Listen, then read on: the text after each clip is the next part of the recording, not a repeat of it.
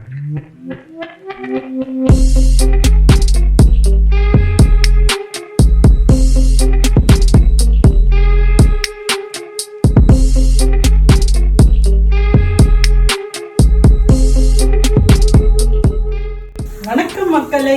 Back to கொஞ்சம் உப்பு நிறைய காரம் ஈஸியா டேஸ்டியா ஹெல்த்தியா. இன்னைக்கு நம்ம பார்க்க போறது கேரளா சாம்பார். வாங்க எப்படி பண்றதுன்னு பார்க்கலாம். நம்ம கேரளா சாம்பாருக்கு ப்ரீ ப்ரிப்பரேஷன் பார்த்துடலாம். 1/2 கப் துவரம் பருப்பு எடுத்து வச்சிருக்கேன். அதை நம்ம வாஷ் பண்ணிட்டு ஊற வச்சுக்கலாம். அதே மாதிரி கோலி குண்டு அளவுக்கு புளி எடுத்து ஊற வச்சிருக்கேன். கேரளா சாம்பாருக்கு ஒரு மசாலா அரைக்க போறோம். வறுத்து அரைக்கிறதுக்கு நம்ம யூஸ் பண்ற திங்ஸ் எல்லாம் பார்த்துடலாம். 1/4 மூடி தேங்காய் துருவி வச்சிருக்கேன். கொஞ்சோண்டு கருவேப்பிலை, ஒரு சின்ன சைஸ் பெரிய வெங்காயம் எடுத்து ரஃபா சாப் பண்ணி வச்சிருக்கேன். அடுத்ததா தனியா 2 டேபிள் ஸ்பூன், கடலைப்பருப்பு 1 டேபிள் ஸ்பூன், 6 to 7 வரமிளகாய் எடுத்து வச்சிருக்கேன். உங்களுக்கு காரம் ஜாஸ்தி வேணும்னா இன்னும் 1-2 ஆட் பண்ணிக்கோங்க. 1 டீஸ்பூன் சீரகம், 1 டீஸ்பூன் மிளகு, 1/2 டீஸ்பூன் வெந்தயம். ஃப்ரைங் பேனில் நான் 1 டேபிள் ஸ்பூன் அளவுக்கு ஆயில் சேர்த்துக்கிறேன்.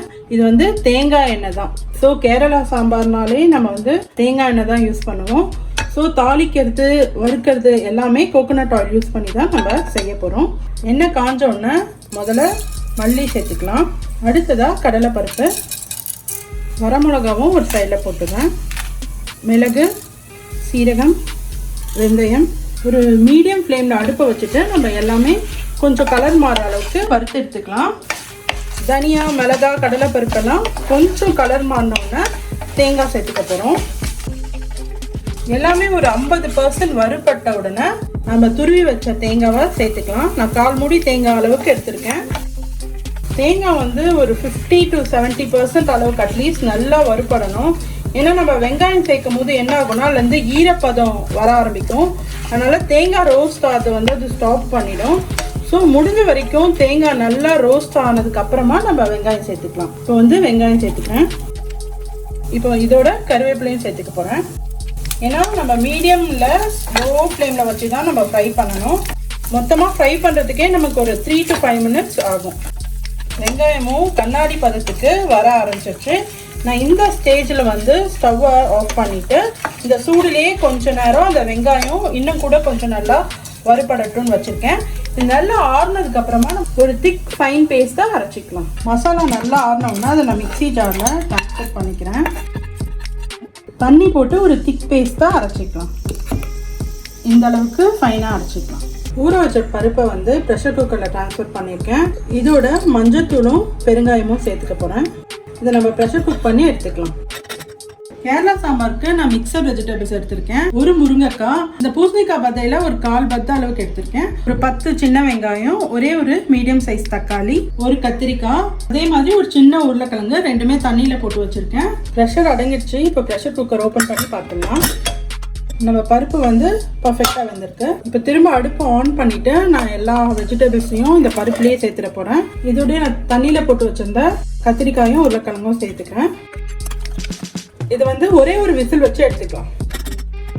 ப்ரெஷர் குக்கர் ஓப்பன் பண்ணி பார்த்துடலாம். காயெல்லாம் கரெக்டான பக்குவத்தில் வெந்திருக்கு. ஒரே ஒரு விசில் போதும். இப்போ நான் உப்பு சேர்த்துக்கிறேன். இதோட புளி தண்ணி, புளியிலேருந்து எக்ஸ்ட்ராக்ட் பண்ணி வச்சோம் இல்லையா, புளி தண்ணியும் சேர்த்துக்கிறேன்.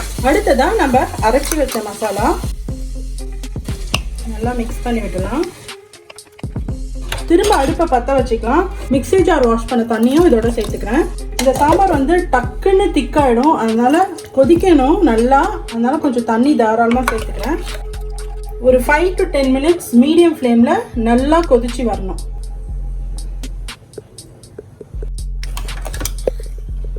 சாம்பார் நல்லா கொதிச்சிருச்சு. நம்ம எல்லாமே வறுத்து அரைச்சி தான் போட்டோம். அதனால ரொம்ப நேரம் கொதிக்க வைக்க வேணாம். ஜஸ்ட் எல்லாமே பிளெண்ட் ஆகிறதுக்காக தான் நம்ம ஒரு 5 to 10 minutes கொதிக்க வைக்கிறோம். இப்போ நம்ம கடைசியா சாம்பார் தாளிச்சு கொட்டிடலாம். தாளிக்கிறதுக்கும் நான் தேங்காய் எண்ணெய் தான் யூஸ் பண்றேன். ஒரு 2 டேபிள் ஸ்பூன் அளவுக்கு சேர்த்துக்கிறேன். எண்ணெய் நல்லா காஞ்ச உடனே கடுகு சேர்த்துக்கலாம். இதோட ஃப்ளேவருக்காக 2 வரமிளகா. கடுகு நல்லா பொரியணும். கடைசியா கருவேப்பிலை சேர்த்துக்கிறேன். நம்ம தாளிச்சதை சாம்பாரை கொட்டிடலாம். எப்படியும் நம்ம வீட்டில் வாரத்தில் ஒரு 1 or 2 times கண்டிப்பாக சாம்பார் வைப்போம். ஒரே மாதிரி பண்ணாமல் கொஞ்சம் டிஃப்ரெண்ட்டாக தேங்காய் அரைச்சி வச்சு கேரளா ஸ்டைலில் சாம்பார் பண்ணலாம். இந்த வீடியோ பிடிச்சிருந்தா ஒரு லைக்கை போட்டுட்டு ஃப்ரெண்ட்ஸுக்கும் ஃபேமிலிக்கும் ஷேர் பண்ணி விடுங்க. தேங்க்ஸ் ஃபார் வாட்சிங்.